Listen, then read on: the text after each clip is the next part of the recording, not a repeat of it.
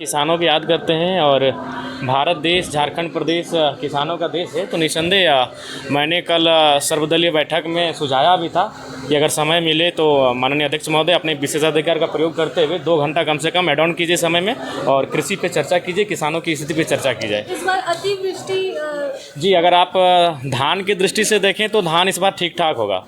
चूँकि धान के लिए इस बार हमें लगता है कि तमाम जो इससे पहले बाद खेत जिसे कहते हैं हम लोग वो परती रहता था, लेकिन इस बार जिस प्रकार बारिश हुई है इस बार बहियार, कनारी या हेर के अलावा बाद में भी धान अच्छा होगा। लेकिन उसके बाद एक प्रभाव ये भी पड़ा है कि आपका मक्का तथा इत्यादि जो बाकी फसल होते हैं उनका नुकसान हुआ है। तो इस पर मैंने कल भी सुझाव दिया था, माननीय अध्यक्ष महोदय थे मुख्यमंत्री महोदय को, कि 2 घंटा कम से कम मानसून सत्र को कृषि सत्र का नाम दिया जाए और 2 घंटा किसानों पे विशेष चर्चा की जाए। उसके बाद प्रवासी पे चर्चा होगी। विस्थापन आज बहुत बड़ा मुद्दा हो चुका है। रिम्स 2 के नाम पे आप देख रहे हैं रोज़ जो तनावपूर्ण माहौल तैयार हो रहा है इस राज्य में, तो उन सब चीज़ों पे चर्चा होना अति आवश्यक है।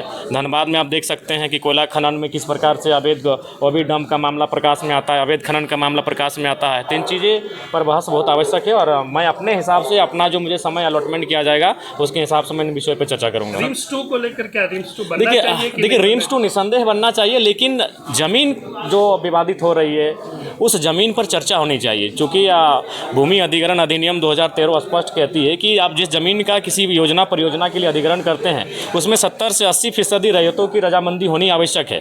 तो अगर रैयत रजामंदी करते हैं तो ठीक है, नहीं तो आप आसपास में बहुत सारी ऐसी जगह है जो सरकारी ज़मीनें हैं या फिर जीएम की ऐसी ज़मीनें हैं जो रैयतों का रैयतों के अधीन ना होकर सरकार के अधीन है, तो उन ज़मीनों पर आप चर्चा कर सकते हैं। उन ज़मीनों पर रिम्स 2 होना चाहिए, रिम्स 3 भी होना चाहिए।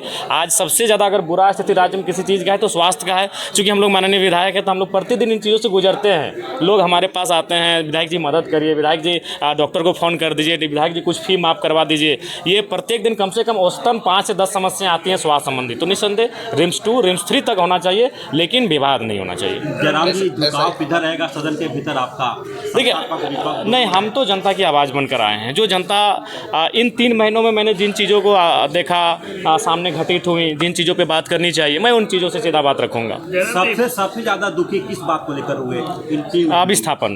क्योंकि विस्थापन एक ऐसा चीज़ है कि ज़मीन हमारी है, ना उसका मुआवजा मिला है, ना अधिग्रहण किया गया है, ना नियोजन मिला है और जबरन उस पर कार्य किया जा रहा है, जबरन उस पर खनन किया जा रहा है, जबरन उस पर डंप किया जा रहा है। बागमारा में जिस तरीके से चाल धंसने से हादसा हुआ, आए दिन ऐसे हादसे। देखिए बागमारा में ये बागमारा, झरिया, धनबाद या फिर कोयलांचल की जो सीमा है उसमें ये नया नहीं है। इसका कारण है कि अवैध माइनिंग, तो इसके लिए कहीं ना कहीं सरकार के जो खासम लोग हैं उनका संरक्षण प्राप्त है। आप एक ज़िले में जहां कई IAS IPS हैं, अगर वहां इस प्रकार का कार्य होता है और उनके जानकारी में नहीं है, ये तो हो ही नहीं सकता है।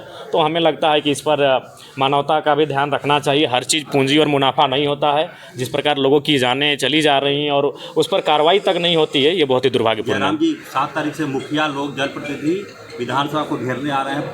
पंचायत को पैसा ही नहीं दिया 1.5 साल। नहीं, ये तो सच्चाई है। जैसे को वार्ड सदस्य का जो पोस्ट है वो तो मैंने निरर्थक है, नाम का ना काम का कुछ मतलब नहीं। वार्ड सदस्य का, पंचायत समिति का भी वही हाल है। मुखिया को तो तनी मनी योजना परियोजना मिल जाता है, लेकिन पंचायत समिति की स्थिति बदतर है, जिला परिषद की स्थिति बदतर है और वार्ड सदस्य तो बेकार, इसका तो बेकार ही चुनाव कर रहे हैं। तो सच्चाई है ये, कोई जो हम लोग भी वहीं से आते हैं। तो निसंदेह उनकी जो मांगे हैं, उनका जो अधिकार क्षेत्र में आता है वो सरकार को देना चाहिए। धन्यवाद।